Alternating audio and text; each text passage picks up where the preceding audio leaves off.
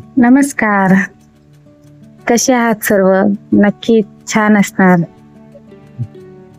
आजच्या व्हिडिओमध्ये आपण पाहणार आहोत 2 अतिशय छोट्या छोट्या रोजच्या वापरासाठी फुलांच्या सुंदर अशा रांगोळ्या. खूपच सोप्या आहेत. नक्कीच ट्राय करू शकतात. खूप सोप्या आहेत, सहज जमतील अशाच आहेत आणि विशेष म्हणजे रोजच्या वापरासाठीच आहेत.